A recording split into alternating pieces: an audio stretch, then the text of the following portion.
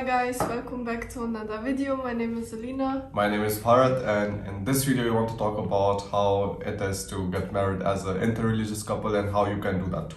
So for us, when we were talking about this video, we were usually thinking about other people, but then we realized recording this. Actually we are also interreligious couple, but since both of us are not so super religious, it just didn't come in our mind. So I grew up as an evangelic Christian, I was baptized and all of these things, but yeah, I'm not super religious. I grew up as a Hindu, of course, we had to go to the temples and stuff, and mantras and kirtans and things like that. All of those things were happening when I was growing up, but of course, when you have your own choice, then you can decide to follow that and decide to not follow that. Yeah. We personally, we aren't practicing Hindu or Christian or something. I remember that one ritual we did it was about money or something. What was it?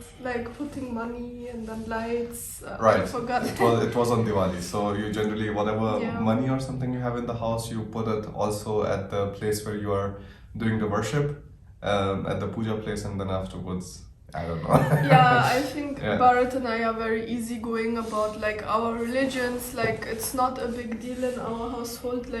He celebrates Christmas with me. I have absolutely no problem doing some Hindu religious celebrations. And the main thing is we don't mean any disrespect to any religion right now if somebody thinks that. It's just if you have the option of either following something or not following something, as a couple or individually, you can decide to choose either of them.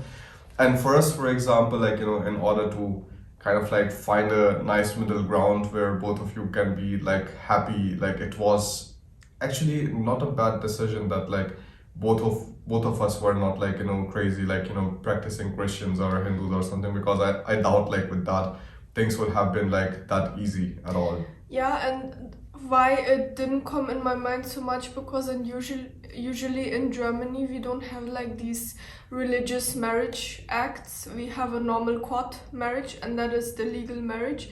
And if you want to do a religious marriage, then it's your personal choice and a tradition. Yeah, in Germany it's always a legal marriage first at the Standesamt, and then you can do whatever you want. So that's why it was not a big deal. But recently I had quite a lot of couples approaching me who are, for example, Hindu Muslim, and for them it's very difficult to marry in India. In India it's normal to have these religious marriage acts, and these can be legal marriages. Yeah, but usually in Europe it's not like that. And then also they told me that they could also go for a special marriage act, but they are so concerned that if they go through with that maybe some religious communities... Not just that, the crazy thing about India, and this is something I know from my experience, is if you're going for court marriages and stuff, first of all, it is so looked down upon. It's they were not getting accepted by the society, so they just went for a court marriage or something. And this is of course horrible for the people who are coming from different kind of religions. For us, of course, in India, that was pretty much the only option left. It was either Hindu marriage act, where Alina has to convert. It was Christian marriage act, where I had to convert to Christianity. The Muslim marriage act did not apply anyways, and then afterwards we had the court marriage where we have to stay there for 30 days and things like that. None of this fit, and this is the reason we were things in India are getting too complicated, things in Germany are anyways too complicated regarding marriage, so we have to find a better option. But I want to, I think, focus on mostly about for us, I said, religion was not such a big deal. We had absolutely no problem doing a court marriage, but I want to go more into detail about these couples who are approaching me. Last year I think I had around 3 of these type of weddings, Hindu Muslim, having big issues getting married back home and needing to find a different option. And also many times, unfortunately, parents don't support this type of relationship where people are from different religions, which is very sad. So if you are in a situation like that, but you know this is the right person for you and you want to get married, then I think Denmark is a good option for you, because in Denmark it doesn't matter which religion you are. It's not even a question in the application form. It's nowhere else. Nobody cares about it, and you can get your 100% legal marriage done in the court. It's not a court, it's like a marriage office. It's nothing like uncomfortable. It's like a very nice environment, and this marriage is 100% legal and nobody can do anything about it. Like one question one couple asked me was like, yeah, you know, we were already discussing different options with our parents and they told us if we try to get married they will divorce us in the court. Divorce us in the court? Yeah, like if they, for example, get married in India, they said like it happened to a friend of theirs that the parents could divorce them. Like, anyways, this is actually not funny at all, Barat. That's so stupid. Yeah. Like, how does that even work? So like, parents come and like, okay, we don't want this divorce. So they asked me, could this happen potentially? No, but for real, this sounds very stupid to me. Like, this is... but I'm not making this up. This was actually a conversation I had. Okay. So, and then they were asking me, of course, they were concerned about this, and there was, well, how does it work with the Danish certificate? Is there any chance that our parents could do this to us? And no, there's no chance. So you get married, this is your marriage, so the only two people who can do something about it is you and your partner. Your parents don't have any say in that with the Danish marriage certificate, or even if you get married in Germany. You know what I think about this sometimes? I just find it very sad, like how I know quite a few couples actually. Like, I'm not in the marriage business at all, but I still know, like, I think two people who had their partners from different religions and stuff, and especially coming from India, they had to like hide their marriages for so long, and it just sucks big time. Like what kind of society is it that like you have so much stress in, like, you know, hiding the people that you are marrying, hiding the people like with which you want to like spend your life and stuff like that. Like, personally, like, I find this like very, very nonsensical. Yeah.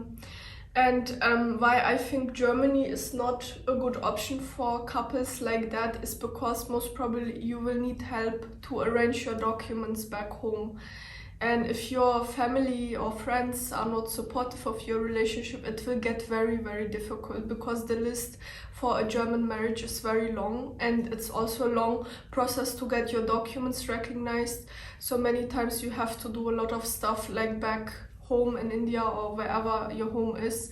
So if your parents are not supportive, then it will be difficult. That's why I think Denmark is a better option, because you just need like 2 documents, your passport and your visa.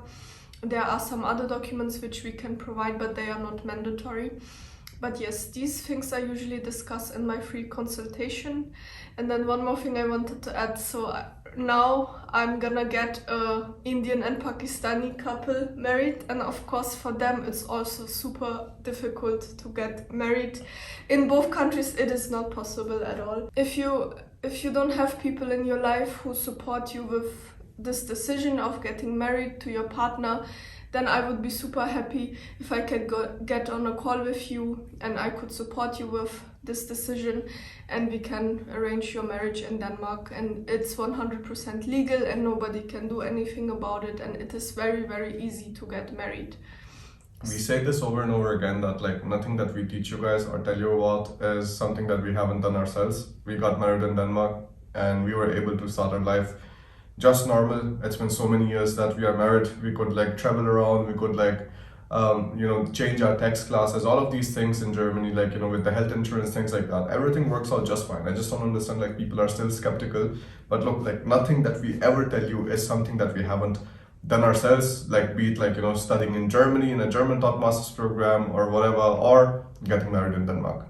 Yeah, and you can be in a relationship with a person with other religion, and you can both still respect each other's religion. It's not like as bad as some parents or Yeah, people really. think. Yeah. Like for us, it's never a topic. No, the problem is I think many people feel like it is a power struggle or something. Yeah. Like, you know, like, oh, my religion above your religion. Dude, like, you don't even invent your religion. Like, you know, what's I the feel point like of that? in life you have so many problems, like financial, Yeah. trying to make a better life for yourself, that at least for us this is like the least Least of our worries. Yeah, so It's like whatever makes somebody else happy, man. Like, I think if you're anyways thinking about like marrying somebody, you have to like, you know, make some compromises and you have to like, you know, find middle ground and stuff.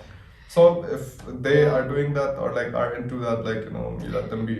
but it's definitely sad to know that such issues exist nowadays, that people who love each other and We want to actually get... really never thought about this. Like, you know, we had been like kind of like talking about like getting married in Denmark for so long, but it's just like this never occurred to us that like interreligious stuff is such a big problem, because like for us, like even though we come from interreligious like, you know, families and stuff, but like it was never an issue for us because again we didn't take it like that seriously. But now we realize that there are so many like people who actually like think that this is a big problem, and for them like just a simple like, you know, statement from us, like, Yeah, it's fine. and I think the awareness is missing, because the moment I started saying like interreligious marriage, I saw that more and more people are booking my consultations and telling me about these problems and trying to still get married.